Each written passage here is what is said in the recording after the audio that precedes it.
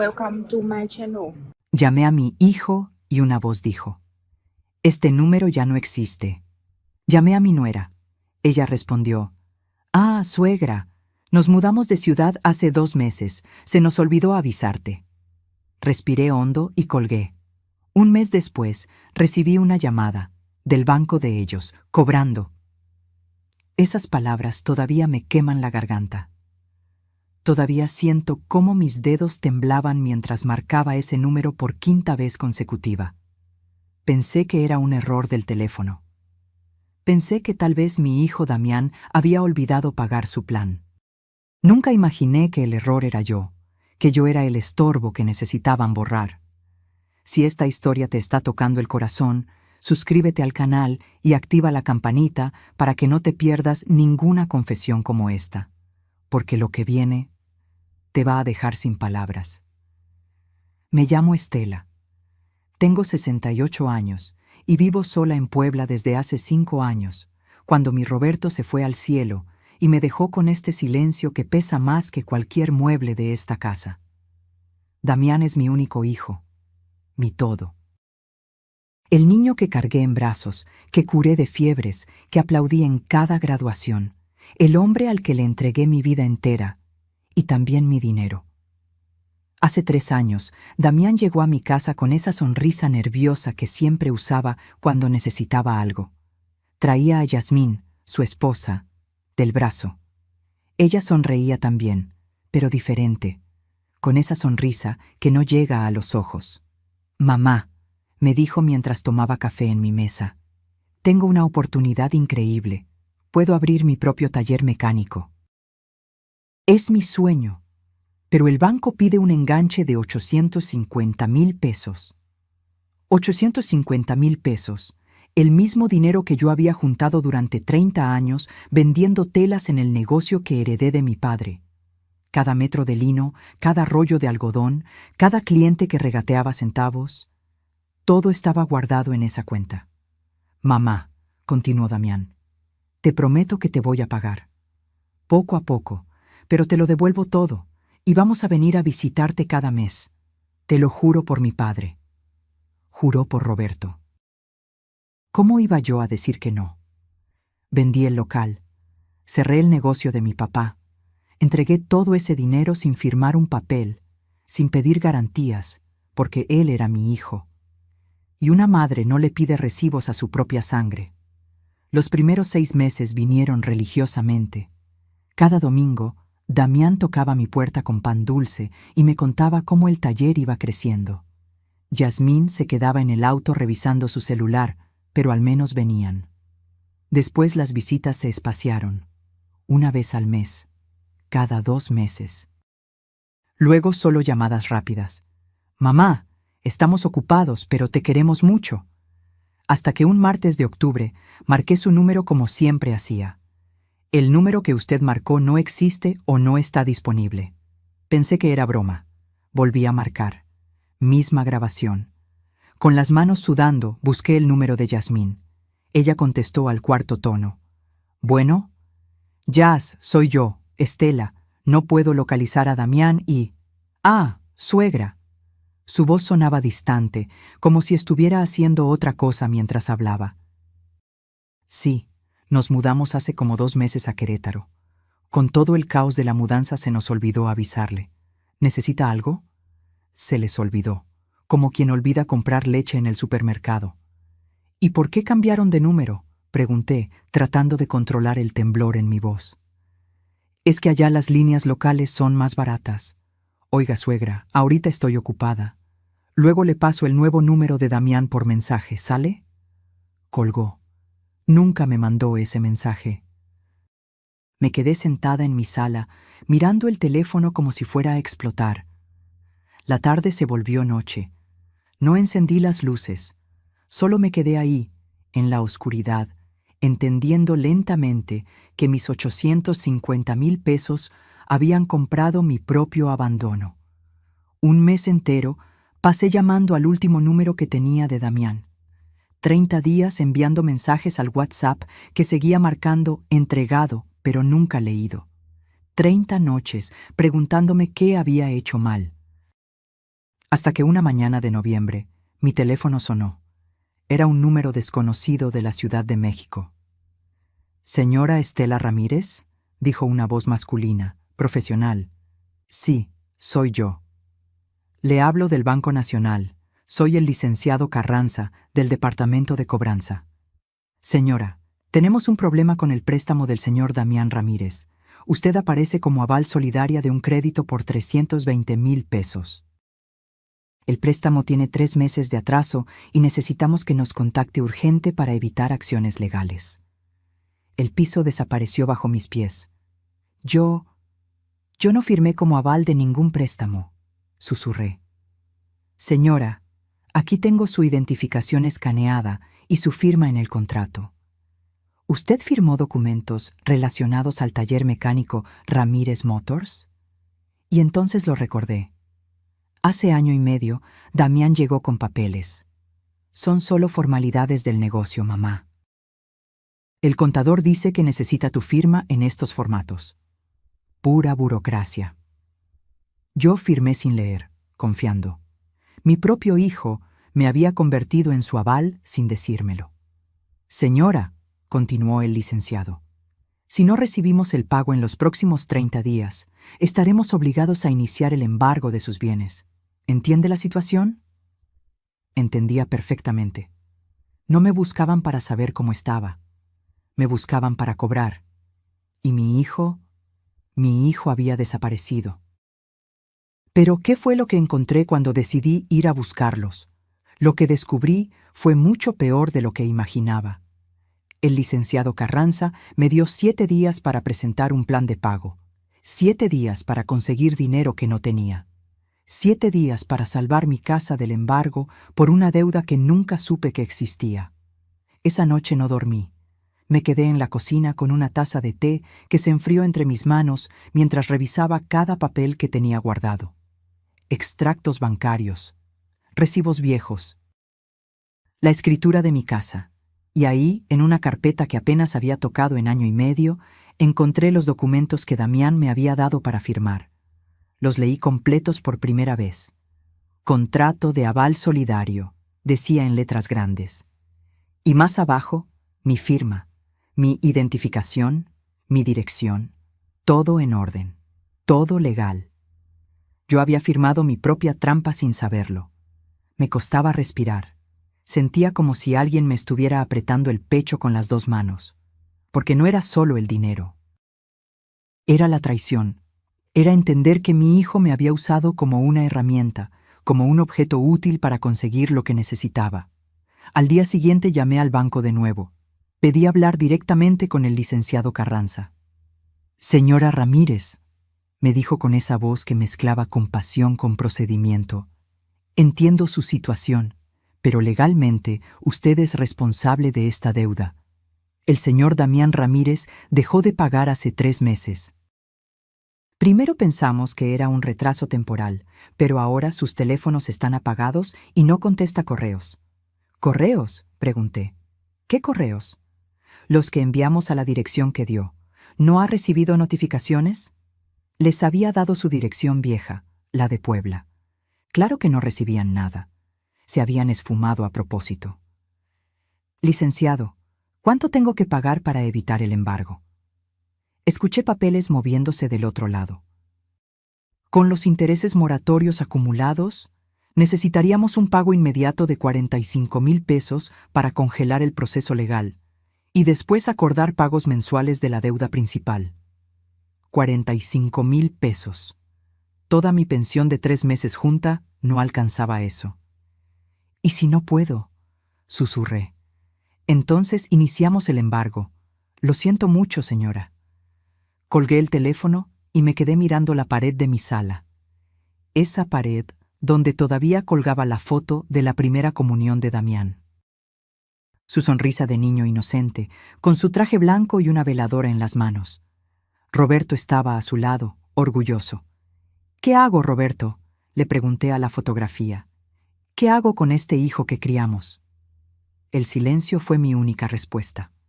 Pasé los siguientes días como sonámbula. Intenté llamar a Damián 100 veces más. Busqué en Facebook, en Instagram, en cualquier red social que conociera. Nada. Era como si se hubieran borrado del mundo. Hasta que mi vecina Remedios, que es como mi hermana aunque no compartamos sangre, me vio llorando en el patio mientras tendía ropa. «Estela, ¿qué te pasa?». Se acercó secándose las manos en el delantal. «Hace días que te veo mal». Y se lo conté todo. Cada detalle, cada peso, cada firma, cada llamada sin respuesta. Remedios me abrazó mientras yo lloraba en su hombro como no había llorado desde el funeral de Roberto. «Ese muchacho no tiene perdón de Dios», murmuró acariciando mi cabello. «Pero tú no vas a quedarte de brazos cruzados, ¿verdad? Tú no eres de las que se rinden». «Ya no sé qué hacer, Reme. Ya no sé. Pues lo primero es ir a buscarlos, a la cara, que te digan de frente por qué te hicieron esto». Tenía razón. Necesitaba verlo a los ojos. Necesitaba entender. Con los 12,000 pesos que tenía ahorrados para emergencias, compré un boleto de autobús a Querétaro. 4 horas de viaje que se sintieron como 4 años. Llevaba conmigo la carpeta con todos los documentos, los estados de cuenta del banco, las transferencias que les había hecho. Llevaba también una fotografía vieja de Damián cuando tenía 5 años, corriendo en el parque con una paleta de hielo derritiéndose en su mano. La guardaba en mi cartera desde entonces. No sé por qué la saqué durante el viaje. Tal vez para recordarme que una vez, hace mucho tiempo, ese niño me amaba. Llegué a Querétaro al atardecer. Renté un cuarto en un hotel barato cerca de la central. La habitación olía a humedad y desinfectante, pero no importaba. No había ido de vacaciones. A la mañana siguiente empecé mi búsqueda. Pregunté en talleres mecánicos de la zona industrial. ¿Conoce el taller Ramírez Motors? Nadie sabía nada. Caminé hasta que me dolieron las rodillas. Gasté en taxis dinero que no debía gastar. Estaba a punto de rendirme cuando pasé por la tienda de abarrotes del antiguo edificio donde vivían en Puebla. La dueña, la señora Consuelo, me reconoció. «Doña Estela, ¿qué hace por acá?» «Busco a mi hijo. ¿No sabría dónde se mudaron?»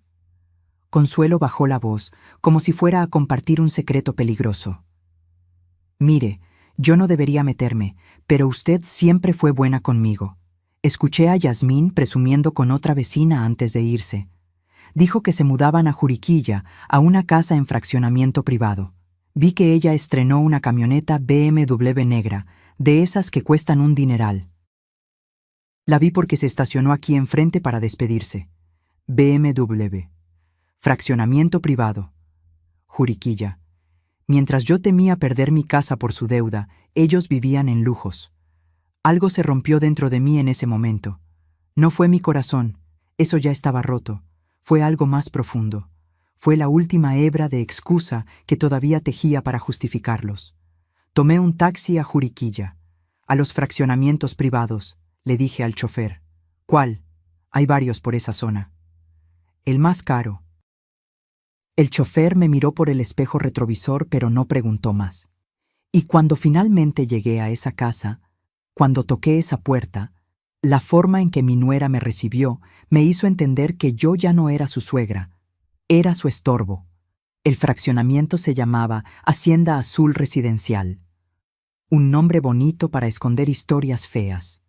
La caseta de vigilancia tenía más seguridad que un banco. El guardia me detuvo en la entrada. «¿A qué casa va, señora?» No sabía el número, no sabía ni la calle. «Busco a la familia Ramírez, mi hijo y su esposa. Él tiene un taller mecánico». El guardia revisó su lista en la computadora. «¿Nombre completo?» «Damián Ramírez Ortega», tecleó, frunció el ceño, volvió a teclear. «No aparece nadie con ese nombre registrado». Por supuesto que no. Habían puesto la casa a nombre de Yasmín, o de alguna empresa, o de cualquier cosa que los mantuviera ocultos. «Señora, si no tiene el número de casa exacto, no puedo dejarla pasar. Son reglas del fraccionamiento».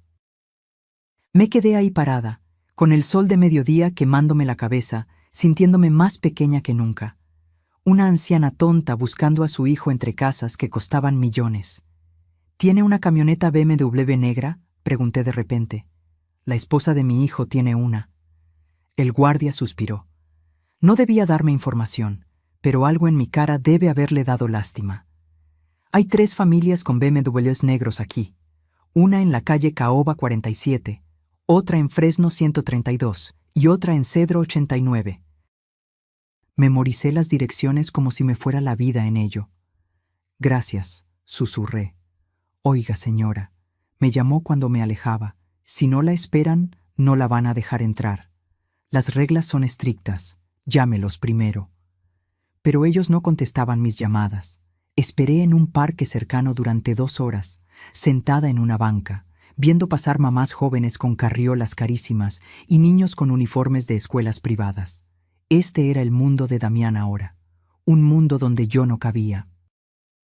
Cuando el sol empezó a bajar, regresé a la caseta.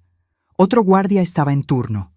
Voy a casa de mi hijo, dije con más firmeza. Calle Caoba 47. Revisó su lista. ¿La esperan? Sí, mentí. Por primera vez en mi vida, mentí para entrar a la vida de mi propio hijo. Me dejó pasar. Caminé por esas calles perfectas, con sus jardines podados y sus autos de lujo estacionados. Cada casa era más grande que mi casa completa en Puebla. Encontré la calle Caoba. Conté los números. 45, 46, 47. Y ahí estaba. Una casa de 2 pisos, fachada moderna, ventanas enormes, y en la entrada, brillando bajo el sol, una BMW negra con placas nuevas de Querétaro. Mi corazón latía tan fuerte que pensé que me daría un infarto ahí mismo, en la banqueta de mi hijo. Caminé hacia la puerta, toqué el timbre, escuché pasos del otro lado. La puerta se abrió. Era Yasmín. Llevaba ropa deportiva de marca, esa que se ve en los aparadores de tiendas donde nunca entré porque todo costaba lo que yo ganaba en un mes. Tenía el cabello recogido en una cola perfecta, maquillaje impecable, uñas recién hechas. Me miró de arriba a abajo, como si estuviera evaluando cuánta mugre había traído del mundo exterior a su alfombra limpia. Suegra. No fue un saludo cariñoso, fue una declaración de molestia. ¿Qué hace aquí? Necesito hablar con Damián, dije tratando de sonar calmada. No avisó que venía. Porque no me dieron su nuevo número, porque desaparecieron. Yasmín suspiró como si yo fuera una vendedora ambulante insistente. Mire, suegra, justo estamos ocupados. Damián tiene junta en línea con unos clientes. ¿No pudo llamar antes? Lo intenté, 100 veces.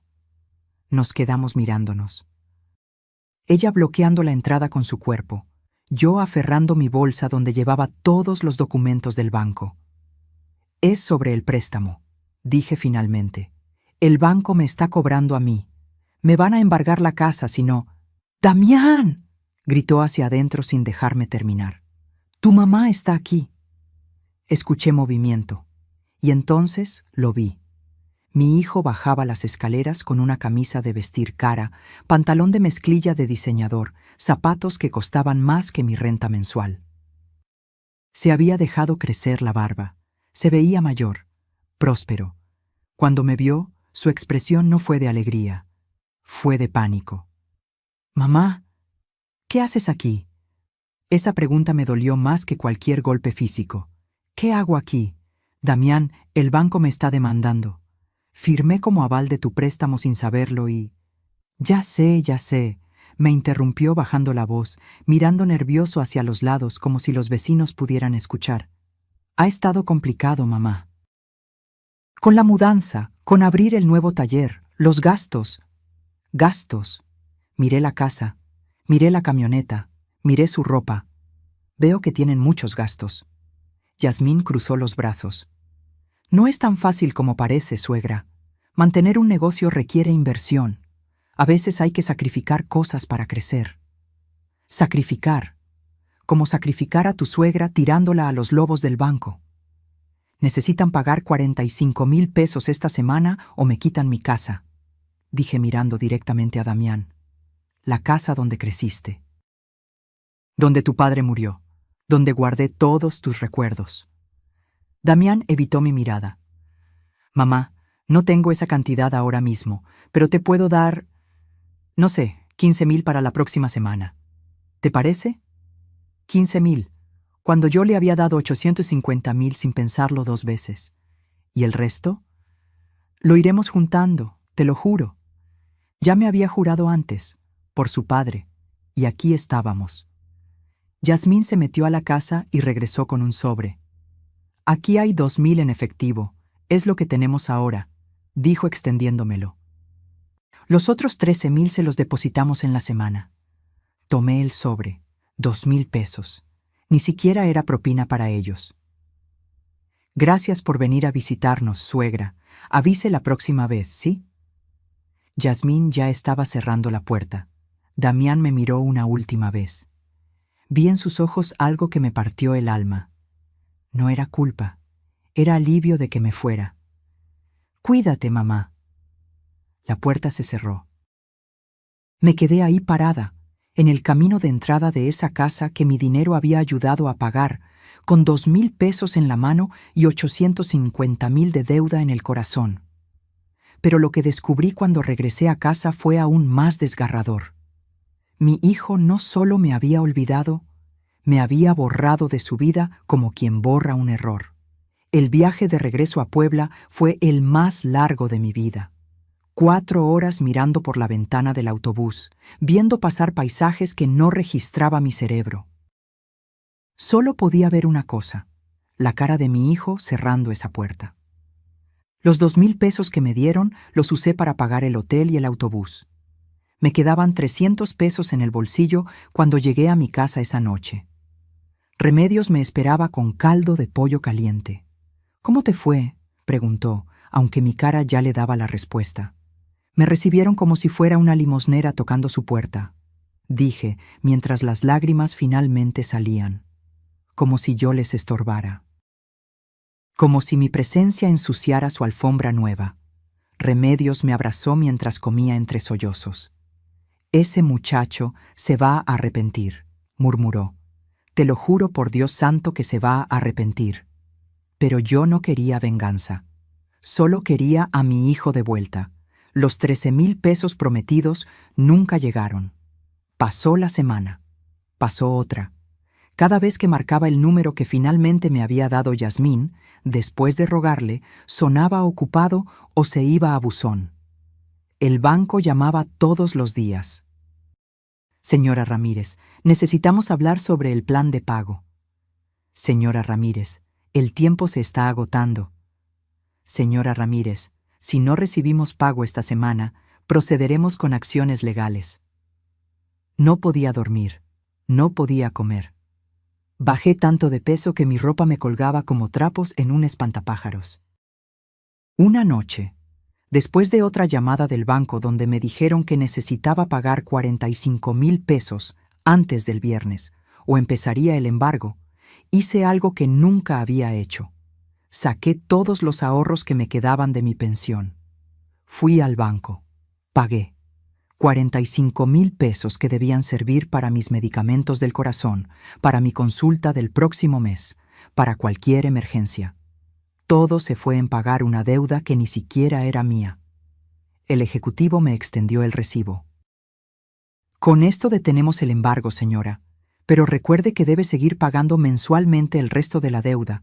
Son 275,000 pesos más, en pagos de 8,500 pesos cada mes durante 3 años. 8,500 pesos mensuales. Mi pensión completa era de 6,200. «¿Cómo voy a pagar eso?», susurré. El ejecutivo me miró con esa compasión inútil de quien sabe que no puede ayudar. «¿Tiene familia que pueda apoyarla?». Solté una risa amarga que me sorprendió a mí misma. «Mi familia es el problema». Esa misma tarde, Remedios vino con su teléfono en la mano. «Estela, siéntate.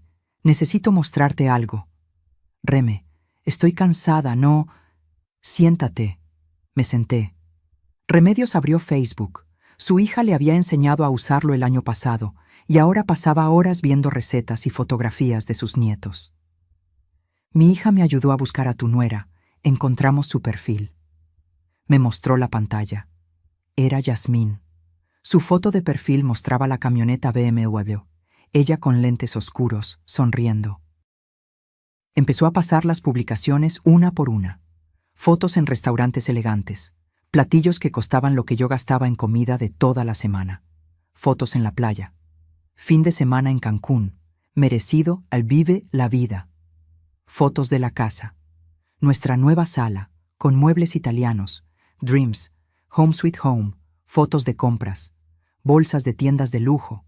Porque una se tiene que consentir self-care. Y entonces Remedios se detuvo en una publicación específica. Era una foto de Yasmín frente a la camioneta BMW. El texto decía: cuando trabajas duro y te esfuerzas, la vida te recompensa.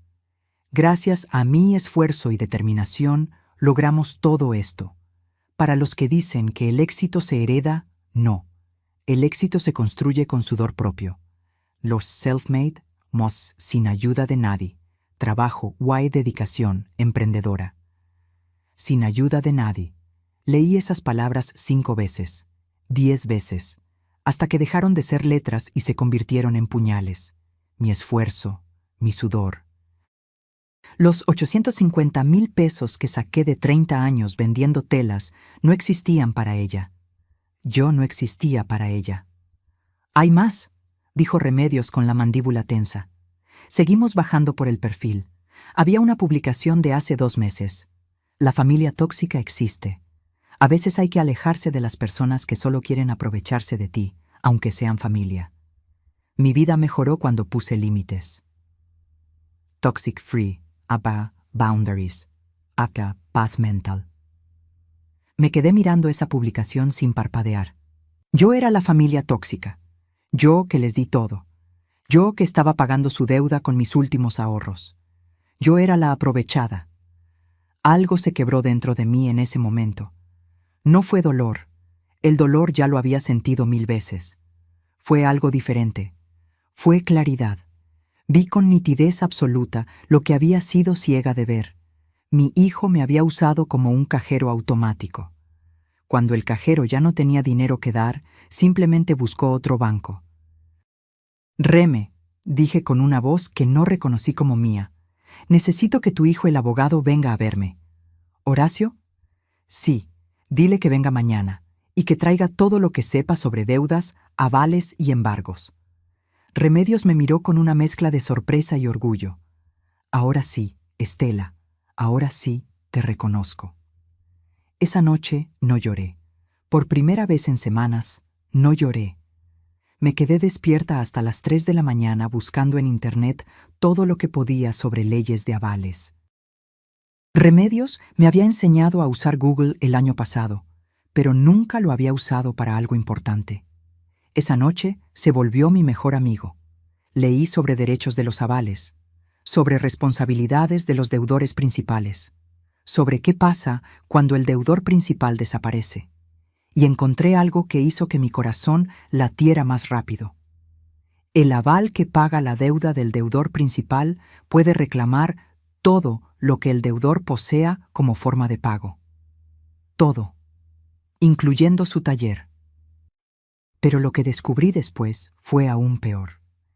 Mi hijo no solo me había usado, me había borrado de su vida mucho antes de mudarse, y las pruebas estaban esperándome en un lugar donde nunca había mirado. Horacio llegó al día siguiente a las 10 de la mañana. Era un hombre de 35 años, serio pero amable, con maletín de abogado y esa forma de hablar clara que te hace sentir que por fin alguien te entiende. Me senté frente a él en mi mesa de cocina, la misma donde Damián me había pedido los 850,000 pesos hace 3 años. «Doña Estela», comenzó Horacio sacando una libreta. «Mi madre me contó todo. Necesito que me enseñe cada documento que tenga. Transferencias, contratos, mensajes, todo». Le di todo. La carpeta completa que había guardado durante años. Los estados de cuenta donde se veían las transferencias a Damián. Los papeles donde firmé como aval sin saberlo. Los recibos del banco de los 45,000 pesos que acababa de pagar. Horacio revisó cada papel con cuidado, tomando notas, frunciendo el ceño. Después de media hora, Levantó la vista. Doña Estela, tengo buenas y malas noticias. Dime las malas primero. Legalmente, usted es responsable de esta deuda. Firmó como aval solidaria, lo cual significa que usted y su hijo son igualmente responsables ante el banco. Si él no paga, le cobran a usted. Eso ya lo sabe. Asentí. Pero las buenas noticias, continuó, son varias. Primero, usted puede demandar a su hijo por fraude si demuestra que la engañaron para firmar. Segundo, puede exigir que le pague cada peso que usted ha puesto. Y tercero, y esto es importante, si usted está pagando la deuda que él contrajo, puede reclamar todo lo que su hijo posea como forma de pago. ¿Todo? Todo, incluyendo el taller mecánico. Si el taller está a nombre de él o de la empresa que él formó, y usted puede demostrar que su dinero ayudó a comprarlo, usted puede embargar ese taller como pago de lo que le debe. Mi corazón latió más fuerte. ¿Cuánto vale un taller mecánico? Depende de la ubicación, el equipo, la clientela, pero si está bien posicionado, podría valer entre 800,000 y 1,500,000 pesos. Más de lo que me debía. ¿Y la casa donde viven? Horacio negó con la cabeza. Si la casa está a nombre de su nuera o rentada, no podríamos tocarla. Pero el taller, ese es diferente. Los negocios son activos embargables. Me quedé en silencio, procesando. ¿Qué me recomienda hacer? Horacio cerró su libreta. Honestamente, doña Estela, mi recomendación legal es diferente a mi recomendación humana. Legalmente, usted debería demandar ya, pero humanamente, es su hijo. Yo le diría que intente una última vez hablar con él. Hágale saber las consecuencias legales. Dele una oportunidad de pagar antes de proceder. Ya intenté hablar con él. Me cerró la puerta en la cara. Entonces inténtelo por escrito, un mensaje claro, con copia de estos documentos, que quede registro de que usted le dio oportunidad. Y si no responde o se niega, ahí sí, proceda con todo. Horacio tenía razón. Necesitaba intentarlo una vez más, pero esta vez no como madre suplicante. Esta vez como mujer que conocía sus derechos. Esa tarde, con ayuda de Remedios y su hija Lupita, que sabía usar el WhatsApp mejor que nadie, redacté un mensaje. Damián, pagué 45,000 pesos al banco para detener el embargo de mi casa. Casa que hubiera sido tuya algún día. Te estoy pidiendo por última vez que pagues la deuda que tú contraíste. Tengo derecho legal a recuperar cada peso que he puesto, incluyendo los 850,000 que te presté. Si no recibo respuesta en 5 días, procederé legalmente. No quiero hacer esto, pero tampoco voy a perder mi casa por tu irresponsabilidad. Tu madre. Lupita apretó enviar. El mensaje se marcó como entregado a los 2 segundos. Esperamos. 5 minutos. 10 minutos. Entregado cambió a leído. Y entonces, nada. No hubo respuesta. Pasó un día, 2 días. 3 días. El mensaje seguía ahí, leído, ignorado. Al 4.º día me llegó un mensaje, pero no de Damián. Era de un número desconocido. Decía, Doña Estela, soy la prima de Yasmín. Mi prima me pidió que le dijera que por favor deje de hostigar a su familia. Ellos están pasando por problemas financieros fuertes y sus presiones solo empeoran las cosas. Mi prima dice que usted debió saber en qué se metía cuando firmó esos papeles. Nadie la obligó. Por favor, ya no los busque. Leí ese mensaje 5 veces. Nadie me obligó. Tenían razón. Nadie me puso una pistola en la cabeza para firmar. Solo usaron algo mucho más efectivo. Mi amor de madre. Le mostré el mensaje a Horacio. Perfecto, dijo. Este mensaje es oro. Están admitiendo que saben de la deuda y que se niegan a pagar. Además, usar a terceros para amenazarla puede considerarse acoso. ¿Quiere proceder? Miré la foto de Roberto en la sala. Esa foto donde él sonreía con Damián, bebé en brazos. Roberto, susurré, perdóname. Y le dije a Horacio, procede. Pero antes de que Horacio empezara los trámites legales, algo dentro de mí me dijo que investigara más. Si iban a pelear sucio, Yo necesitaba conocer todo. Esa noche, Lupita me enseñó algo que cambió el juego completamente. Doña Estela, ¿su hijo tiene correo electrónico? Sí, pero yo nunca lo uso. ¿Pero usted tiene correo? Sí, uno que Damián me ayudó a abrir hace años, pero no sé ni la contraseña. Lupita sonrió. Vamos a recuperarla. Me ayudó a entrar a mi correo usando mi número de teléfono para recuperar la contraseña. Cuando finalmente abrimos la bandeja de entrada, me quedé helada. Había 127 correos sin leer. Lupita empezó a abrirlos uno por uno, y ahí estaba todo. Correos de Damián del año anterior, 8 correos diferentes. Mamá, necesito que me prestes otros 200,000 pesos para expandir el negocio. Mamá, ¿recibiste mi correo anterior? Es urgente. Mamá, el banco aprobó una línea de crédito, pero necesito completar el enganche. ¿Puedes ayudarme? Mamá, ¿por qué no contestas? Te he llamado 3 veces. Mamá, hablé con Remedios y dice que estás bien. Entonces, ¿por qué me ignoras? Mamá, ya entendí. Si no quieres apoyarme, solo dilo. Mamá, creo que es mejor darnos un tiempo. Me duele que me des la espalda justo cuando más te necesito. Mamá, Yasmín tiene razón. Uno sabe quién está ahí cuando realmente importa. Las fechas estaban ahí, todos enviados entre mayo y agosto del año pasado. Yo nunca los vi, nunca supe que existían. Para mí, mi hijo había dejado de llamarme de repente. Pero para él, yo lo había ignorado cuando más me necesitaba.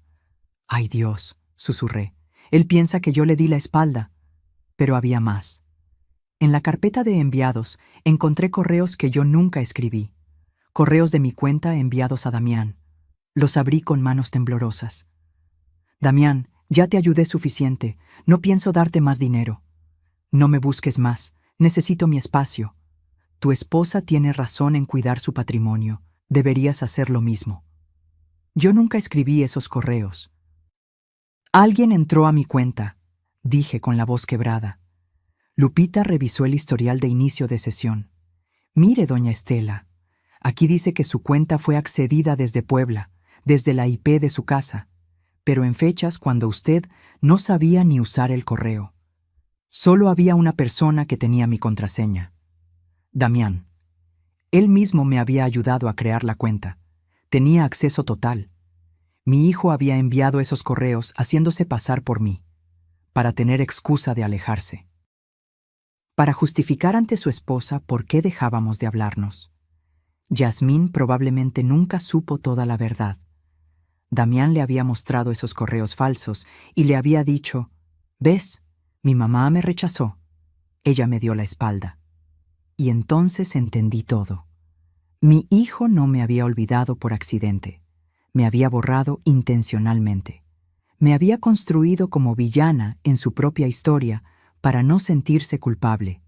Y cuando descubrí por qué hizo todo esto, cuando entendí el verdadero motivo detrás de cada mentira, todo cobró sentido de la manera más dolorosa. No dormí en toda la noche.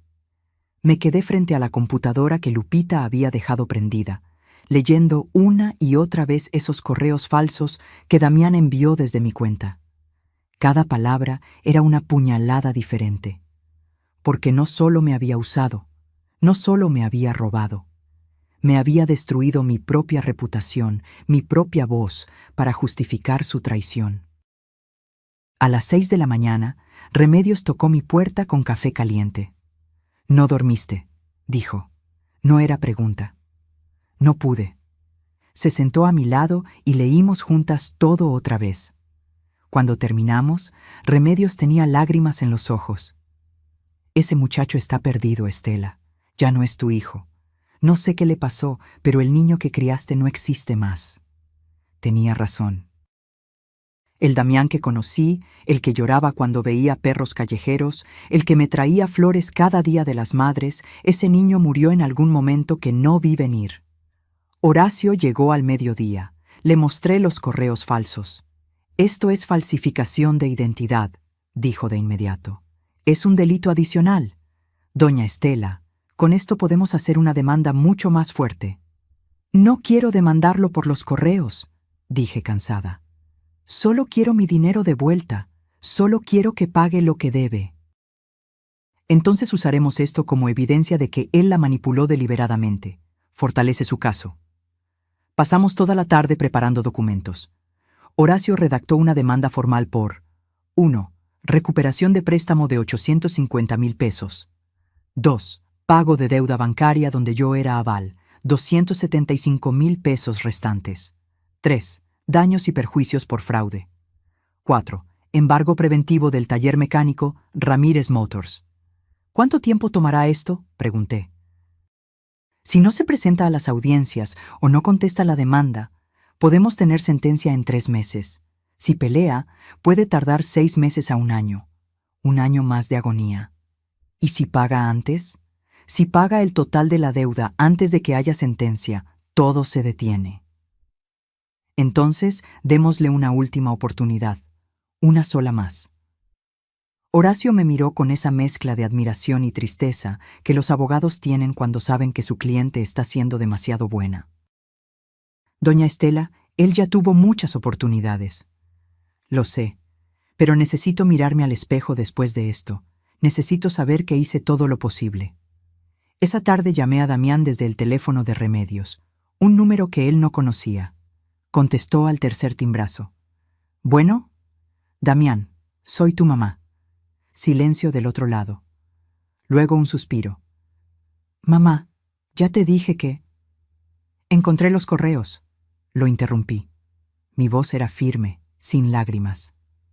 «Los correos falsos que enviaste desde mi cuenta. Los que escribiste haciéndote pasar por mí». Más silencio, largo, pesado. «No sé de qué hablas», dijo finalmente. «Damián, tengo las fechas. Tengo el historial de inicio de sesión. Sé que fuiste tú. Mamá, tú no entiendes. Yasmín estaba presionándome. Decía que tú solo querías controlarnos, que te importaba más tu dinero que mi felicidad. Necesitaba demostrarle que yo había intentado y tú me rechazaste». Ahí estaba, la confesión. «¿Entonces me convertiste en la villana de tu matrimonio?» «No, yo solo necesitaba espacio, necesitaba que ella viera que yo había puesto límites contigo». «¿Límites? Damián, yo te di 850,000 pesos sin pedirte nada a cambio. ¿Qué límites necesitabas poner?» «Mamá, ya pasó. No podemos cambiar el pasado. Pero podemos arreglar el presente. El banco me demandó. Pagué 45,000 pesos de mi pensión para salvar mi casa. Tu casa. La casa donde está enterrado tu padre». «Mamá, yo no tengo ese dinero ahora». «¿No tienes? ¿O no quieres?» «No tengo». Su voz subió de tono. «¿Crees que vivir aquí es barato? ¿Crees que mantener la imagen, el taller, la camioneta, todo es gratis? Yasmín necesita ciertas cosas para ser feliz. Si no se las doy, me deja. Ya casi me dejó 2 veces». Y ahí estaba la verdad completa.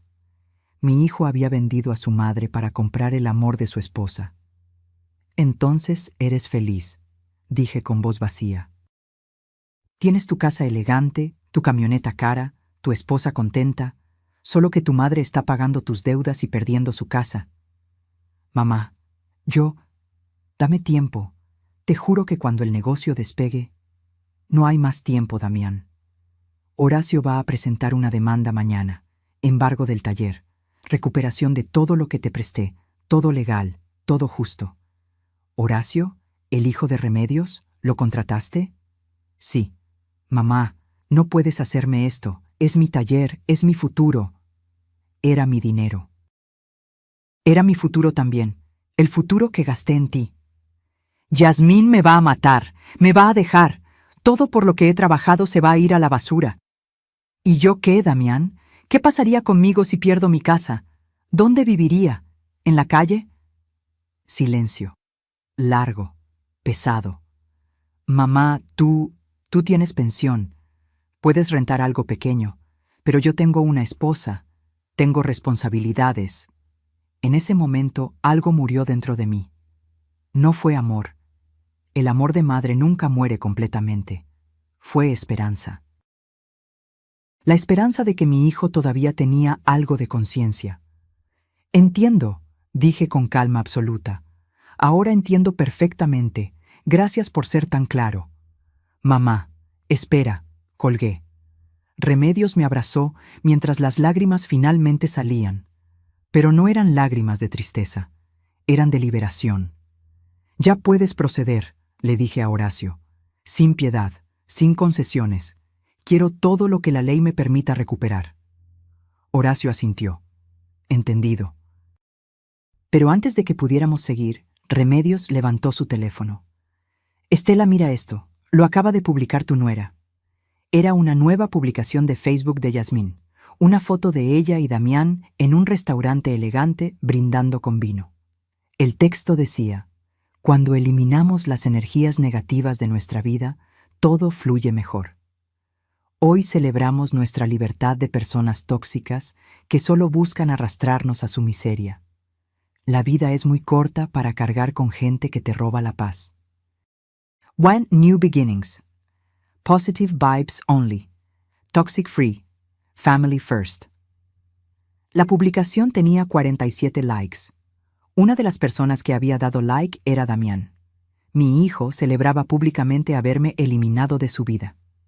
Miré esa publicación durante mucho tiempo, y entonces hice algo que me sorprendió a mí misma. Sonreí. ¿Estela? Remedios me miró preocupada.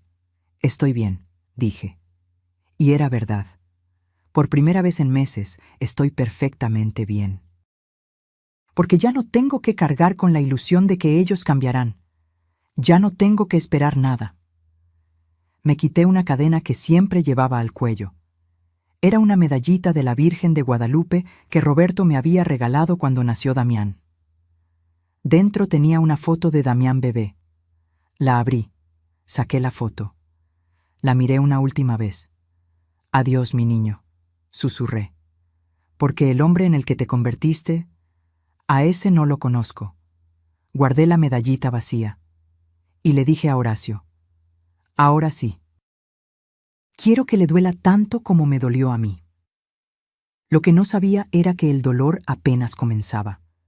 Pero esta vez no sería mío. La demanda se presentó un martes de febrero. Horacio entregó todos los documentos en el Juzgado Civil de Puebla y solicitó embargo preventivo del taller ubicado en Querétaro. Pueden tardar una semana en notificarlos, explicó. Cuando reciban la citación, tendrán 20 días para contestar o presentarse a audiencia. Esa semana fue extraña. Me sentía como si estuviera flotando, no triste, no feliz, simplemente vacía. Cada mañana me levantaba, hacía mi café, miraba la foto de Roberto en la sala. ¿Hice bien?, le preguntaba. Roberto no respondía, claro, pero yo imaginaba su voz. Estela, nunca dejes que nadie pisotee tu valor, ni siquiera tu propia sangre. Fue algo que me dijo 3 meses antes de morir. Estábamos en el hospital, él conectado a máquinas, yo sosteniendo su mano. Prométeme que vas a defenderte, me había dicho con voz débil. Eres muy noble, Estela, demasiado, y la gente usa eso en tu contra.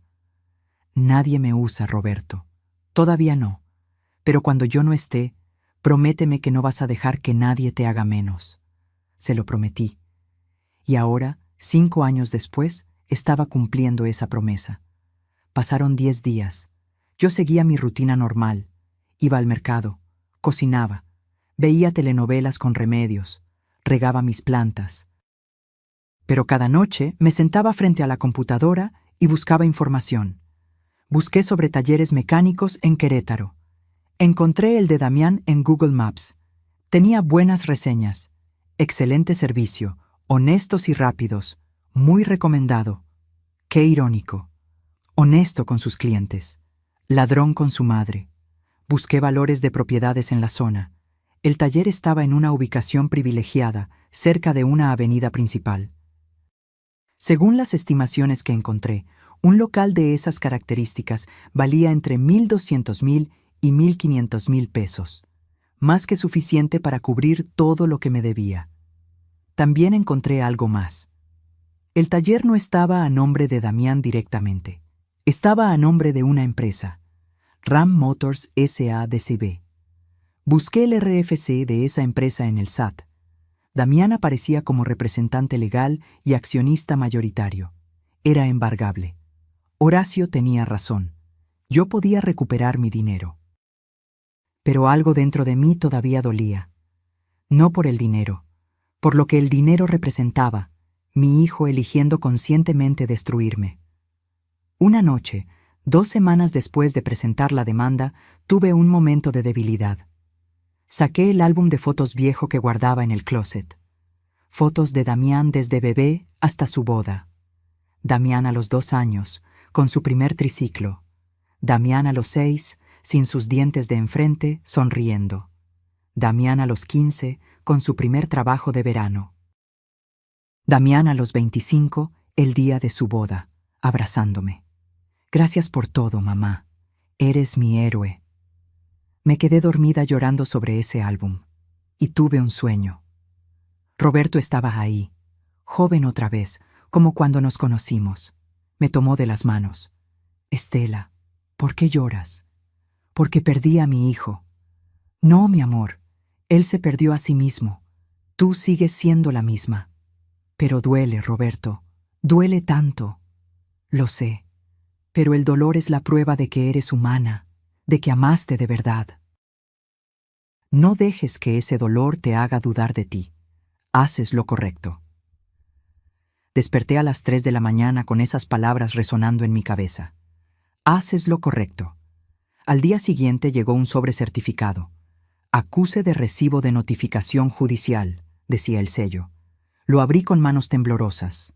Damián y Yasmín habían sido notificados. La citación se entregó en el domicilio del taller. Damián firmó de recibido.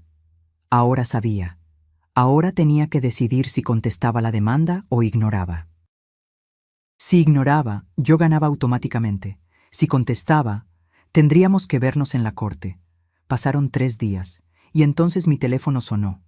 Era un mensaje de texto de Damián, del número nuevo que nunca me había querido dar. Mamá, necesitamos hablar. Urgente. No contesté. 5 minutos después. Mamá, por favor, esto es serio. No puedes embargar mi taller. Es mi sustento. Seguí sin contestar. 10 minutos después. Mamá, contesta. Te lo estoy pidiendo por favor. Y entonces vino la llamada. Dejé que sonara. 1 vez, 2 veces, 5 veces. A la 6ª llamada contesté. Estela Ramírez, dije con voz formal, como si hablara con un extraño. Mamá, gracias a Dios. Mira, acabo de recibir una notificación del juzgado. Esto tiene que ser un error, ¿verdad? No es un error. Mamá, no puedes hablar en serio. ¿Vas a quitarme mi taller? ¿El negocio por el que he trabajado 3 años? El negocio que yo compré con 850,000 pesos. Fue un préstamo. Te lo iba a pagar. ¿Cuándo, Damián? ¿En qué año? Porque hasta ahora solo he recibido 2,000 pesos. Y mientras tanto, yo pagué 45,000 de tu deuda. Mamá, por favor, podemos arreglar esto sin abogados, sin juicios. Somos familia. Ah, ahora somos familia. Cuando te notifican de la demanda, ahora sí soy familia. Siempre has sido mi familia. Yo nunca dije lo contrario. Damián, leí los correos falsos. Leí las publicaciones de Yasmín celebrando haberme eliminado. Vi el like que les diste. Sé exactamente que soy para ustedes. Silencio del otro lado. Eso fue Yasmín. Yo no pensaba esas cosas. Pero las apoyaste, con tu silencio, con tu like, con cada decisión que tomaste. Mamá, escucha. Hablé con Yasmín. Ella está dispuesta a que te paguemos algo. ¿Qué te parece 50,000 pesos? Es lo que podemos juntar ahorita. 50,000 pesos. De más de 1 millón que me debían. No. ¿No? Mamá, estamos haciendo el esfuerzo. No quiero 50,000. Quiero todo. 850,000 del préstamo más, 275,000 de la deuda del banco, más daños y perjuicios. Todo. Eso es más de 1 millón de pesos. No lo tengo.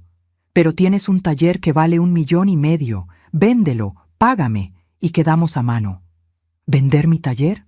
Mamá, es mi vida. ¿Qué voy a hacer sin el taller? No lo sé, Damián. Tal vez lo mismo que yo iba a hacer si perdía mi casa. Empezar de cero. Pero al menos tú eres joven. Yo tengo 68 años. Mamá, tienes hasta la fecha de la audiencia para conseguir el dinero. Si me lo pagas antes, retiro la demanda. Si no, que decida el juez. Mamá, no hagas esto. Te lo suplico. ¿Me suplicas? ¿Ahora me suplicas? Mi voz se quebró por primera vez. Yo te supliqué que contestaras mis llamadas. Yo te supliqué que me explicaras por qué desapareciste. Yo te supliqué que pagaras aunque sea algo de la deuda. ¿Y qué hiciste? Me bloqueaste, me humillaste y celebraste eliminarme de tu vida. Lo siento. Su voz sonaba pequeña.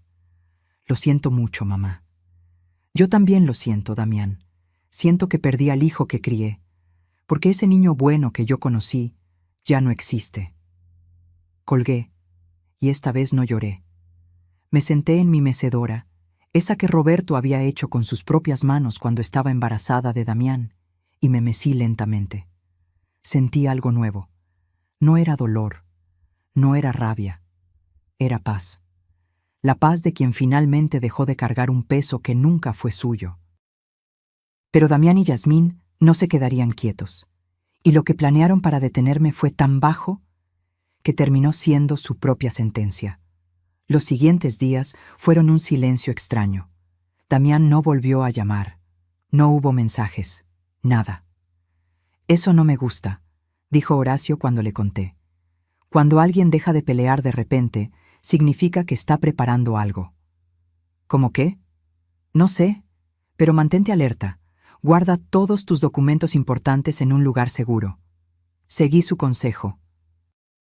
Metí todos mis papeles en una caja de metal que guardé en casa de Remedios. Copias de todo. Por si acaso. 3 días antes de la audiencia, recibí una visita inesperada. Eran las 4 de la tarde. Tocaron mi puerta. Abrí. Era una mujer que no conocía. 40 y tantos años, vestida de traje sastre, portafolio en mano. ¿Señora Estela Ramírez? Sí, soy yo. Me llamo Lucía Mendoza. Soy trabajadora social del DIF. ¿Puedo pasar? Necesito hacerle unas preguntas. Del DIF. Sistema para el Desarrollo Integral de la Familia. Un mal presentimiento me recorrió la espalda. ¿De qué se trata? Recibimos una denuncia anónima de que usted vive en condiciones de riesgo. Alguien reportó que podría necesitar apoyo o incluso que podría estar en situación de vulnerabilidad mental. Me quedé helada. ¿Vulnerabilidad mental? La denuncia menciona que usted sufre episodios de confusión, que ha estado acosando a familiares pidiendo dinero y que podría ser víctima de algún tipo de deterioro cognitivo. Solo vengo a verificar que esté bien. Damián. Oh, Yasmín. Alguien me había denunciado como senil. Entre, dije con la mandíbula tensa. Revise todo lo que quiera. Lucía entró y empezó a hacer preguntas. ¿Sabía qué día era? ¿Sabía dónde vivía? ¿Recordaba mi fecha de nacimiento? ¿Tenía familia? ¿Por qué estaba sola? Respondí todo con claridad absoluta.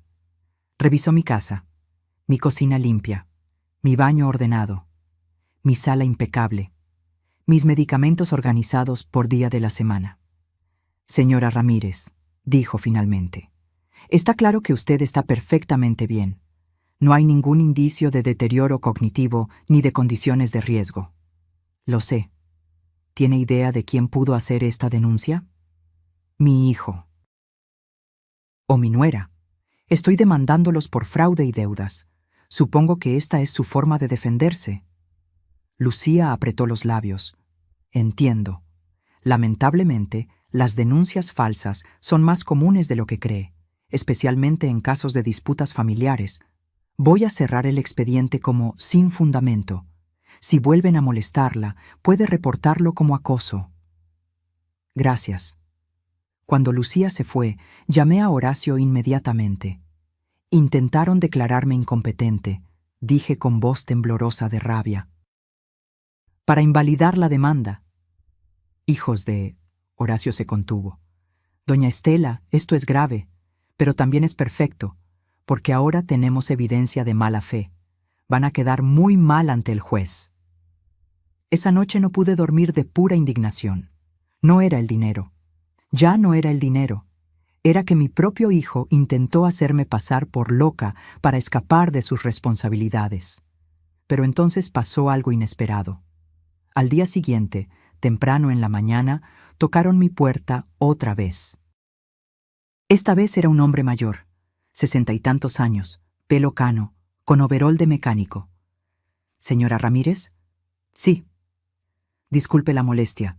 Me llamo Ernesto Vega. Era socio de su hijo en el taller. ¿Era? Damián nunca le contó de mí, ¿verdad? No. Ernesto suspiró. ¿Puedo pasar? Creo que hay cosas que usted necesita saber. Lo dejé entrar. Se sentó en mi sala, nervioso, retorciendo una gorra entre las manos. Señora, cuando Damián abrió el taller hace 3 años, yo puse 300,000 pesos. Él puso el resto. Íbamos a ser socios al 50-50. Trabajé en ese taller desde el primer día. Pero hace 6 meses, Damián me dijo que el negocio no estaba dando suficiente dinero, que teníamos que cerrar mi participación. Me presionó para que firmara unos papeles renunciando a mi parte. Me prometió devolverme mis 300,000 en pagos mensuales. Y nunca me pagó, ni un peso. Y descubrí por qué. El taller está prosperando. Tiene buenos ingresos. Damián me mintió para quedarse con todo. Presenté una demanda hace 3 meses. Me quedé en silencio, procesando. ¿Por qué me cuenta esto? Porque me enteré de su demanda. Un conocido que trabaja en el juzgado me lo comentó. Y pensé, tal vez podemos ayudarnos mutuamente. Si usted gana el embargo del taller, yo pierdo mi oportunidad de recuperar mi dinero. Pero si trabajamos juntos... ¿Qué propone? Que unamos las demandas. Entre usted y yo, Damián nos debe más de 1 millón de pesos. Si logramos el embargo conjunto, podemos liquidar el taller, dividir el dinero según lo que nos debe a cada uno y ambos recuperamos lo nuestro. Miré a ese hombre. Vi en sus ojos el mismo cansancio, la misma traición que yo sentía. ¿Damián le hizo firmar como aval de algún préstamo sin que usted supiera? No, pero me hizo firmar documentos de disolución de sociedad bajo engaños. Igual es fraude. Tenía razón. Hable con mi abogado. Le di el teléfono de Horacio. Él verá cómo proceder. Ernesto se fue con una mezcla de esperanza y tristeza. Y yo me quedé pensando. ¿A cuántas personas más había traicionado mi hijo? Horacio llamó esa tarde. Doña Estela, hablé con el señor Vega. Su caso es sólido. Si unimos fuerzas, la demanda es imbatible. Damián va a perder el taller sí o sí. ¿Eso es legal? Totalmente. Son 2 acreedores diferentes reclamando deudas legítimas. El juez va a ordenar la liquidación del activo principal, que es el taller, y se distribuye el dinero entre los acreedores según lo que les debe. ¿Y Damián? Damián se queda sin nada, y aún así probablemente no alcance para cubrir todo. Tendría que pagar el resto con otros bienes o con pagos mensuales por años. Por primera vez en semanas, sonreí. No de felicidad, de justicia. Proceda. La audiencia estaba programada para el viernes a las 10 de la mañana. Horacio me recogió temprano. Yo llevaba mi mejor vestido, ese azul marino que usaba para ocasiones importantes. Roberto siempre decía que ese vestido me hacía ver fuerte. Necesitaba verme fuerte. Llegamos al juzgado. Era un edificio viejo en el centro de Puebla, con pasillos fríos y olor a papel viejo. En la sala de espera vi a Ernesto. Me saludó con un gesto de cabeza, y entonces los vi llegar. Damián y Yasmín. Él llevaba traje, ella, vestido elegante y tacones. Venían con su propio abogado, un hombre joven con cara de tiburón. Damián me vio. Nuestras miradas se encontraron. Vi en sus ojos algo que me sorprendió, miedo. Tenía miedo de mí, de su propia madre. Yasmín me lanzó una mirada de puro veneno. Nos llamaron a la sala. El juez era un hombre de 50 años, pelo entrecano, mirada seria. Caso 247-2024. Ramírez Ortega contra Ramírez Pérez. Más demanda acumulada de Vega Morales contra Ramírez Ortega. Y entonces comenzó. Lo que pasó en esa sala ese día, lo que se dijo, lo que se reveló, lo que se destruyó, cambió todo para siempre. El juez revisó los expedientes durante lo que pareció una eternidad. El silencio en la sala era tan denso que podía escuchar mi propio corazón latiendo. Bien, dijo finalmente. Tenemos aquí 2 demandas contra el señor Damián Ramírez Ortega. La primera, de su madre, la señora Estela Ramírez Pérez, por recuperación de préstamo de 850,000 pesos, más deuda bancaria de 275,000 pesos, donde ella figura como aval, más daños y perjuicios. La segunda, del señor Ernesto Vega Morales, por liquidación fraudulenta de sociedad por 300,000 pesos. Ambas demandas solicitan embargo del mismo bien, el taller mecánico Ram Motors. ¿Es correcto? Sí, su señoría, respondieron Horacio y el abogado de Ernesto al unísono. Señor Ramírez Ortega, ¿desea contestar la demanda? El abogado de Damián se levantó. Era un hombre delgado con lentes y una sonrisa falsa.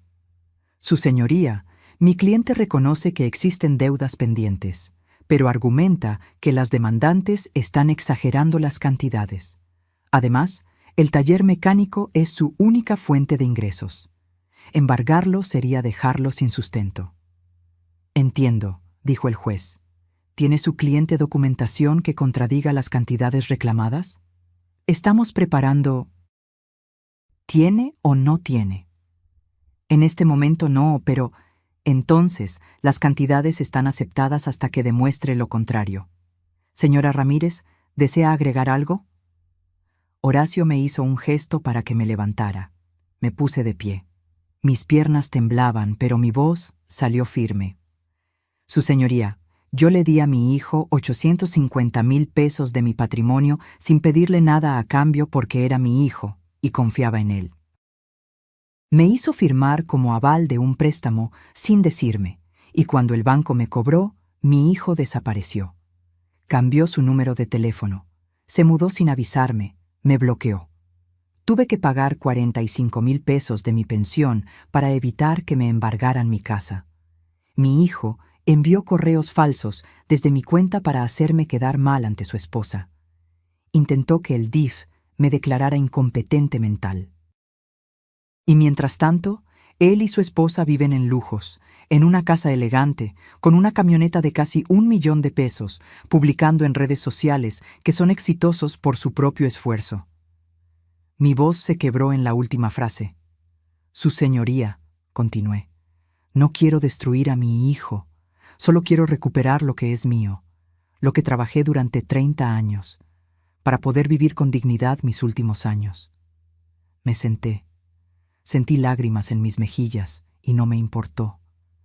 El juez miró a Damián. Señor Ramírez Ortega, ¿qué tiene que decir? Damián se puso de pie. Su abogado le susurró algo, pero él lo ignoró. Su señoría, todo lo que dice mi mamá es verdad. Le debo el dinero, le mentí, la evité, hice cosas terribles. Yasmín lo jaló del brazo, susurrando furiosa. Damián se soltó. Pero tenía miedo, continuó. Miedo de no poder pagar, miedo de decepcionar a mi esposa, miedo de admitir que había fracasado. Entonces construí mentiras sobre mentiras hasta que todo se me salió de control. Hizo una pausa. Me miró directamente. Mamá, lo siento. Siento todo. No espero que me perdones. Pero necesito que sepas que nunca dejé de quererte. Solo dejé de ser un buen hijo. El silencio en la sala era absoluto. ¿Y el señor Vega? Preguntó el juez. Damián bajó la mirada. También le mentí. Le robé su inversión porque necesitaba el dinero para mantener apariencias que no podía pagar. Yasmín se levantó de golpe. ¿Qué estás diciendo? No digas nada más. Ya basta, Yasmín, dijo Damián con cansancio. Ya basta de mentiras. El juez golpeó su martillo. Orden en la sala. Señora, siéntese. Yasmín se sentó, con la cara roja de furia. El abogado de Damián parecía querer hundirse en su silla. Su señoría, dijo Horacio levantándose, ante la confesión del demandado solicitamos sentencia inmediata. Embargo total del taller mecánico, liquidación del bien y distribución proporcional entre los acreedores según lo adeudado. El juez revisó los papeles nuevamente. Dada la confesión explícita del demandado y considerando la documentación presentada que respalda las reclamaciones, dictó sentencia a favor de las partes demandantes. Golpeó el martillo. Embargo inmediato del taller mecánico Ram Motors ubicado en Querétaro. Se ordena avalúo del bien y posterior liquidación en subasta pública. El producto de la venta se distribuirá proporcionalmente entre la señora Estela Ramírez Pérez y el señor Ernesto Vega Morales, según las deudas comprobadas. Si el producto de la venta no cubre la totalidad de las deudas, el señor Ramírez Ortega deberá pagar el remanente en plazos mensuales que no excedan 5 años. Otro golpe de martillo. Caso cerrado. Pueden retirarse. Había ganado, pero no sentía victoria, sentía vacío. Salimos de la sala. En el pasillo, Damián me alcanzó. Mamá, espera. Me detuve. Me giré. Yasmín venía detrás de él, furiosa. ¿Estás feliz?, me gritó. ¿Estás feliz de destruir a tu propio hijo? ¿De quitarle todo lo que construyó? Lo que construyó con mi dinero, respondí con calma. Eso fue un regalo. Los padres ayudan a sus hijos. Los padres ayudan. Los hijos agradecen. No usan, no abandonan, no traicionan. Tú solo quieres controlarnos. Siempre quisiste controlar su vida. Yasmín, la voz de Damián sonó cansada. Detente. ¿Qué? ¿Ahora la defiendes? Acabas de perder todo por ella. No, Yasmín, perdí todo por ti, porque tenía que mantenerte contenta, porque tenía que darte la casa elegante, la camioneta cara, las vacaciones, porque tú nunca estabas conforme con lo que teníamos. Yasmín palideció. ¿Me estás culpando a mí? Estoy diciendo la verdad, algo que debía hacer hace mucho. Perfecto. Yasmín se quitó su anillo de matrimonio y se lo aventó. Entonces ya no necesitas aguantarme. Cuando pierdas el taller, cuando no tengas nada, no me busques, porque yo no voy a estar ahí. Se fue taconeando por el pasillo. Damián recogió el anillo del suelo. Lo miró. Lo guardó en su bolsillo. Siempre supe que se iría si perdía el dinero, dijo con voz vacía. Supongo que es justo. Yo también me fui cuando dejaste de servir. Se quedó parado frente a mí, tan cerca y tan lejos a la vez. Mamá, sé que no significa nada ahora, pero lo siento, de verdad lo siento. Lo miré. Vi al niño que fue. Vi al hombre en que se convirtió. Yo también lo siento, Damián. Siento que no te enseñé mejor. Siento que de alguna forma fallé en criarte con valores más fuertes. No, negó con la cabeza. No fue tu culpa. Tú me enseñaste bien. Yo elegí ignorar todo lo que me enseñaste. Se dio la vuelta para irse, pero se detuvo. El taller va a valer como 1,400,000 pesos. Después de pagar las deudas de ustedes dos, voy a quedar debiendo todavía como 150,000. Voy a pagártelos. Va a tomar tiempo, pero te los voy a pagar, te lo prometo. Damián, se giró. Ya no quiero promesas, quiero hechos. Cuando tengas el dinero, págame. Mientras tanto, no me busques. Ya causaste suficiente daño. Vi cómo sus ojos se llenaban de lágrimas. Entiendo. Se fue caminando lentamente, encorvado, como si el peso del mundo estuviera sobre sus hombros. Remedios me abrazó. Ya pasó, Estela, ya pasó. Pero no había pasado. Apenas comenzaba el proceso de aprender a vivir con el hijo que perdí. Ernesto se acercó. Señora Ramírez, gracias. Gracias por ayudarme a recuperar lo mío. Gracias a usted también. Sin su testimonio, tal vez no habría ganado. Nos dimos la mano y salimos de ese juzgado frío hacia la luz de la tarde. Pero la verdadera prueba no sería el juicio, sería todo lo que vino después. Lo que pasó cuando Damián realmente lo perdió todo. Y lo que descubrí sobre mí misma en el proceso. El proceso de embargo y remate del taller tomó 2 meses.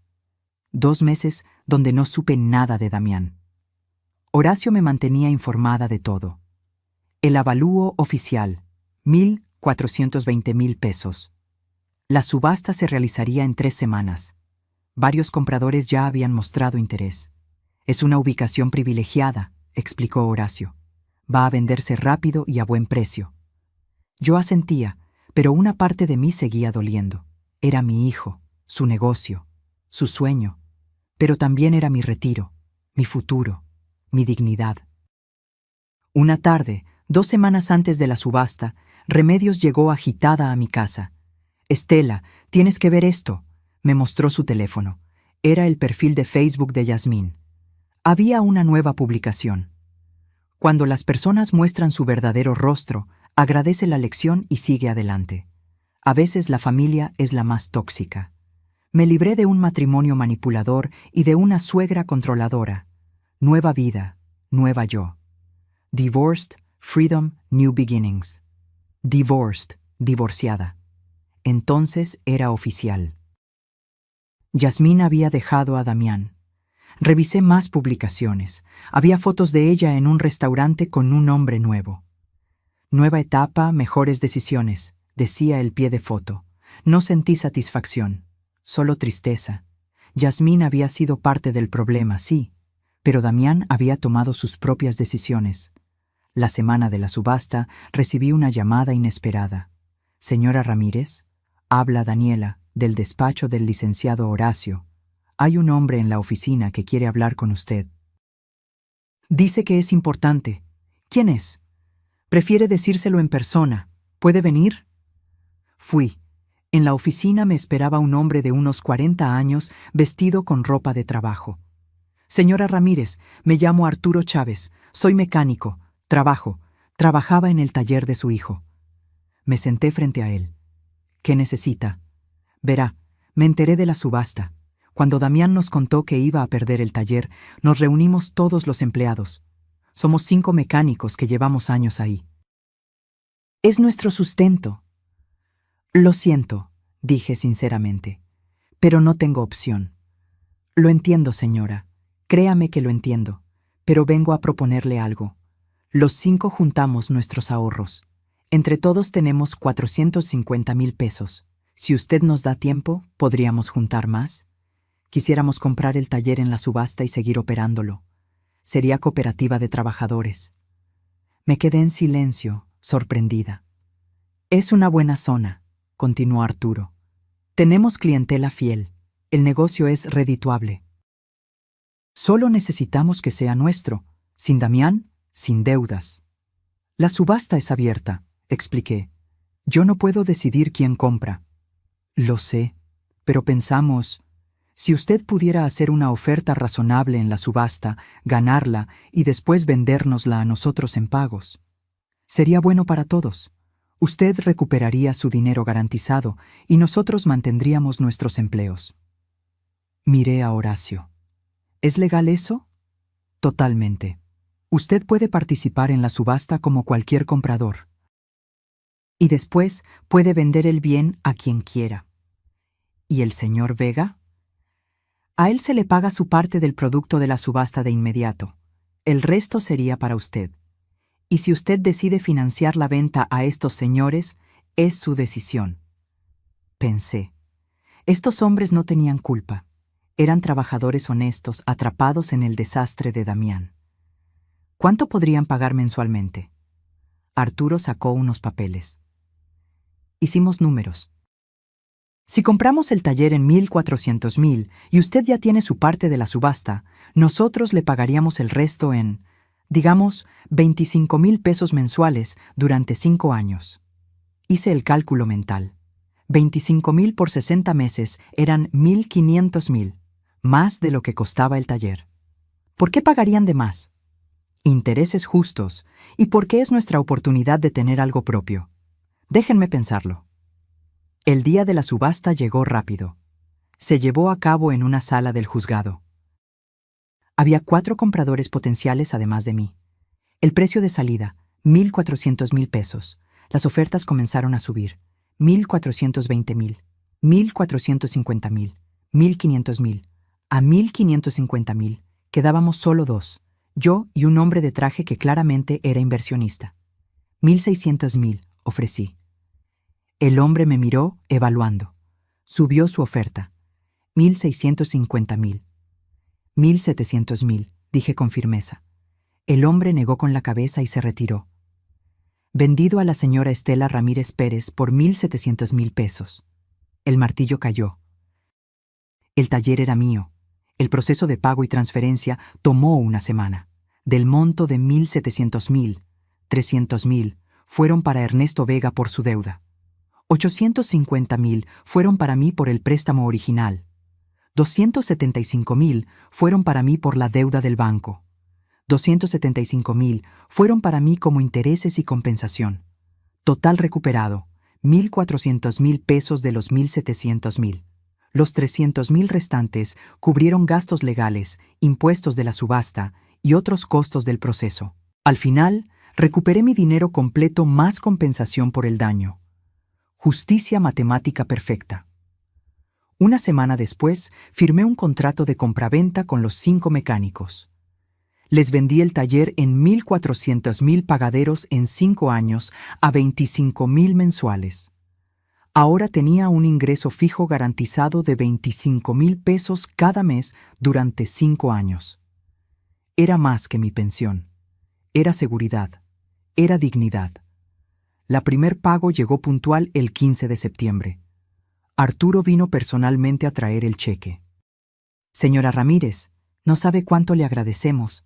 Vamos a cuidar ese taller como si fuera nuestro hijo. Es su hijo, sonreí. Ahora es de ustedes. Esa noche me senté en mi sala con un té caliente, mirando las fotos viejas. Ya no lloraba al verlas. Solo sentía una melancolía tranquila. Tomé los 275,000 pesos de compensación que había recibido y decidí hacer algo que nunca había hecho: vivir. Contraté un pequeño viaje, nada lujoso. Una semana en Oaxaca, un lugar que Roberto y yo siempre quisimos visitar, pero nunca pudimos. Fue mi primer viaje sola en 30 años. Caminé por las calles de Oaxaca, comí tlayudas, visité Monte Albán.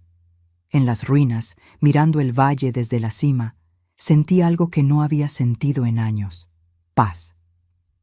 Lo hiciste, Roberto, susurré al viento. Me defendí, como me pediste. También usé parte de ese dinero para ayudar a Remedios con una operación de cadera que necesitaba.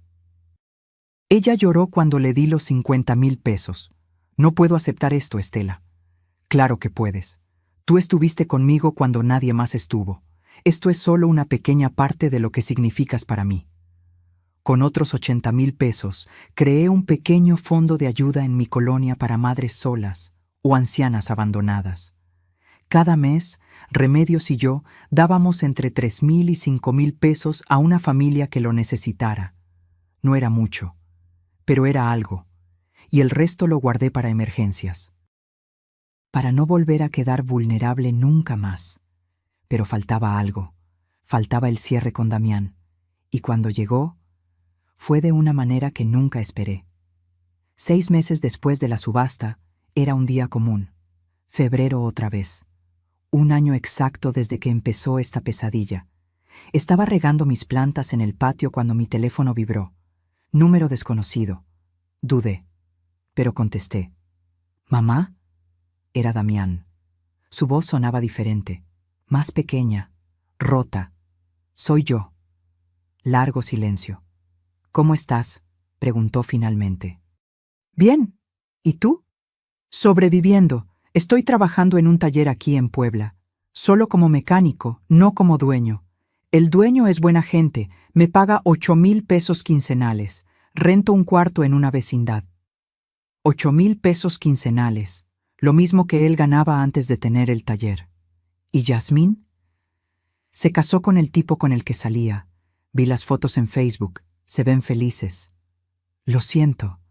Yo no. Ahora entiendo que nunca me quiso. Solo quiso lo que yo podía darle. Cuando no pude darle más, se fue. Como yo hice contigo. Silencio largo. Mamá, te llamo porque quiero disculparme de verdad, no como en el juzgado. Esto no es porque quiera algo, es porque he tenido mucho tiempo para pensar, para entender lo que hice, para vivir las consecuencias. ¿Y qué entendiste? Que fui un pésimo hijo, que te usé, que te traicioné, que preferí impresionar a una mujer que nunca me amó en lugar de cuidar a la única persona que me amó incondicionalmente toda mi vida. Sentí un nudo en la garganta. También entendí, continuó, por qué lo hiciste, por qué me demandaste. No fue venganza, fue supervivencia, fue dignidad, fue enseñarme una lección que yo nunca aprendí por las buenas. Damián, déjame terminar, por favor. Necesito decir esto. Llevo meses ensayándolo. Esperé. Te destrocé la vida, mamá, y la mía también. Pero la diferencia es que tú tenías derecho a defenderte, y lo hiciste. Y ahora vivo con lo que merezco. Nada, sin negocio, sin esposa, sin lujos. Solo un cuarto pequeño, un trabajo honesto, y las consecuencias de mis decisiones. No mereces nada, dije con voz suave. Mereces aprender, y parece que estás aprendiendo. ¿Tú crees? No lo sé, Damián. El tiempo lo dirá. Silencio. Mamá, ¿algún día podrás perdonarme? Cerré los ojos. Esa pregunta era la más difícil. No lo sé. Tal vez. Pero no hoy. Todavía duele mucho. Lo entiendo. Solo quería que supieras que estoy trabajando para ser mejor. Para ser el hijo que debí ser desde el principio. Me alegra oírlo. ¿Podría llamarte de vez en cuando? Solo para que sepas que estoy bien. No espero que me contestes siempre. Solo no quiero que pienses que desaparecí otra vez. Pensé cuidadosamente mi respuesta. Puedes llamar, una vez al mes, no más. Y en esas llamadas solo quiero saber que estás trabajando honestamente y viviendo con integridad. No quiero dramas. No quiero pedir ayuda. ¿Entendido? Entendido. ¿Damián? ¿Sí? Me alegra que estés trabajando. Me alegra que estés pagando tus consecuencias. Pero sobre todo, me alegra que finalmente entiendas lo que hiciste. Yo también, mamá, te amo, aunque no tenga derecho a decirlo. Yo también te amo, aunque ya no de la misma forma. Colgamos. Me quedé en el patio, con el teléfono en la mano, procesando. No había perdonado. No estaba segura si algún día lo haría, pero al menos ahora había honestidad. Ya no había máscaras. 3 semanas después, llegó un sobre a mi puerta. Dentro había 5,000 pesos en efectivo y una nota escrita a mano. Mamá, sé que te debo 150,000 todavía. Este es el primer pago. Van a ser 30 pagos de 5,000 pesos. Va a tomar 2 años y medio, pero los voy a cumplir todos. No es el dinero, es la promesa. Con amor, Damián. Guardé el dinero, guardé la nota. Cada mes, durante los siguientes 30 meses, llegó un sobre con 5,000 pesos. A veces la nota decía, mes 8, seguimos adelante. Otras, mes 15, gracias por darme tiempo. O simplemente, mes 22, te amo, mamá. Yo no contestaba los sobres, pero tampoco los rechazaba. En el mes 18, Damián me llamó. Mamá, conocí a alguien. Se llama Patricia. Es maestra, sencilla, trabajadora. Le conté todo lo que hice, lo que te hice, y no se fue. Dijo que todos merecemos segundas oportunidades.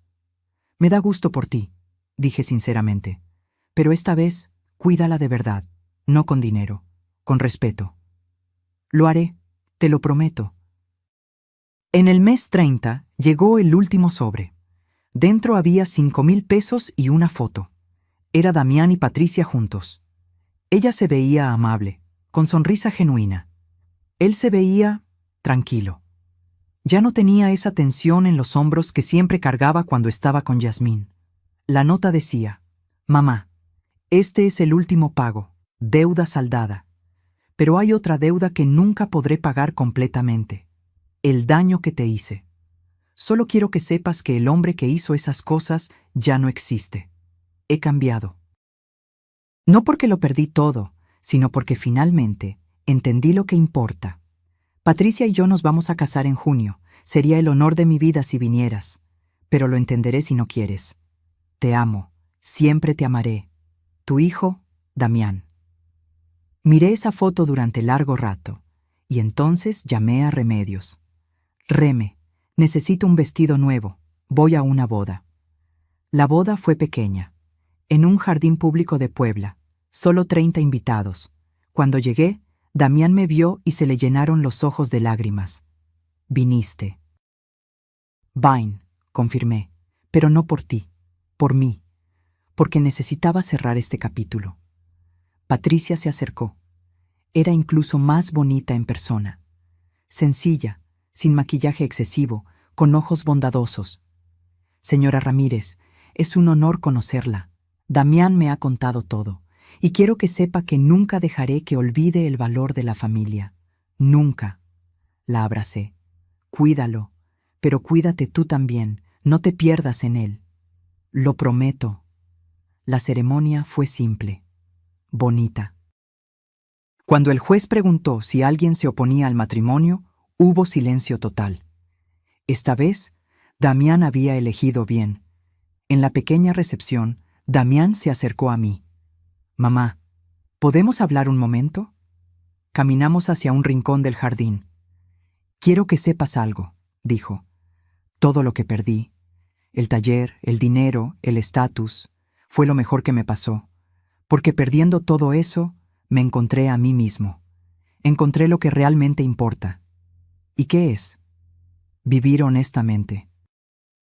Valorar a las personas correctas y entender que la riqueza real no está en lo que tienes, sino en quién eres». Asentí. «¿Aprendiste la lección, entonces?» «La lección más cara de mi vida, pero la más importante». «Damián, no voy a olvidar lo que pasó, pero estoy dispuesta a intentar construir algo nuevo, no como antes, algo diferente, con límites claros, con respeto mutuo». «¿Límites?» «Sí. No volverás a pedirme dinero, no volverás a involucrarme en tus decisiones financieras.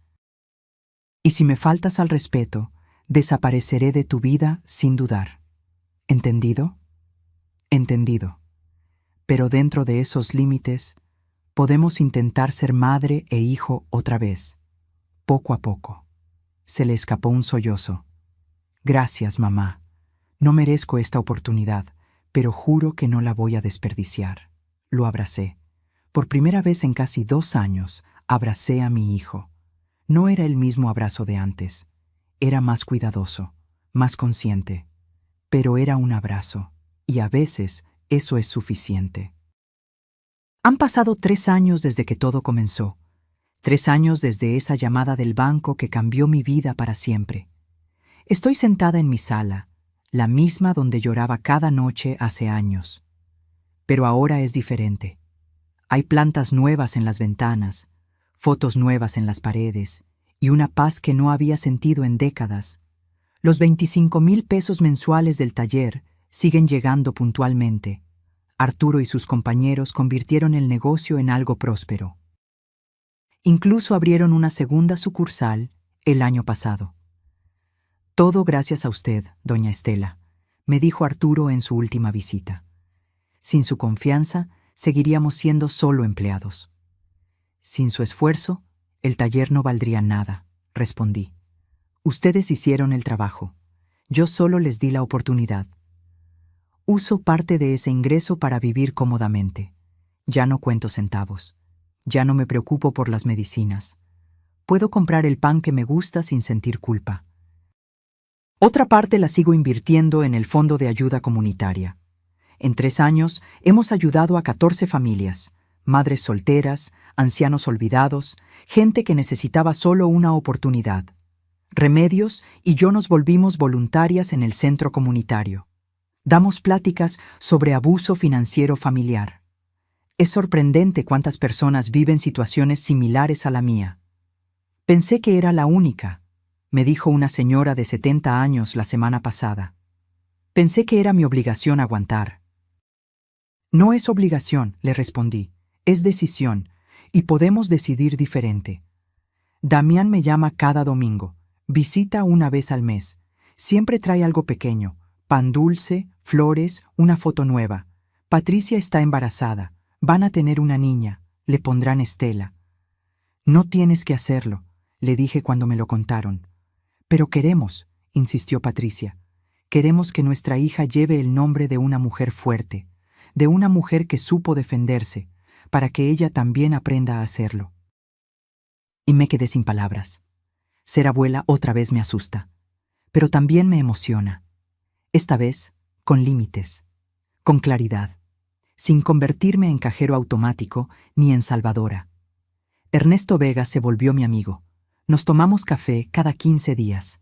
Compartimos historias de cómo nuestros hijos nos enseñaron las lecciones más duras. Pero aprendimos, dice siempre, y ahora somos más fuertes. Roberto sigue en su foto de la sala. A veces le hablo como antes. Lo hice, mi amor. Me defendí. Puse límites. Encontré mi fuerza. Y juro que su sonrisa en la foto se ve más brillante. Ayer, mientras ordenaba el closet, encontré el álbum viejo de Damián. Las fotos de cuando era niño. Las miré sin llorar, solo con nostalgia suave. Ese niño se perdió en algún lugar del camino, pero el hombre en que se convirtió está intentando encontrarse. Y eso es suficiente. Cerré el álbum y lo guardé en el estante superior. El pasado está ahí, lo acepto, pero ya no vivo en él. La vida me enseñó algo crucial en estos años. Amar a tus hijos no significa sacrificarte por ellos, significa enseñarles a ser personas íntegras, y a veces, la mejor enseñanza es dejar que enfrenten las consecuencias de sus acciones. También aprendí que perdonar no significa olvidar. Significa soltar el veneno, soltar el resentimiento que te enferma el alma, pero manteniendo la memoria que te protege de repetir errores.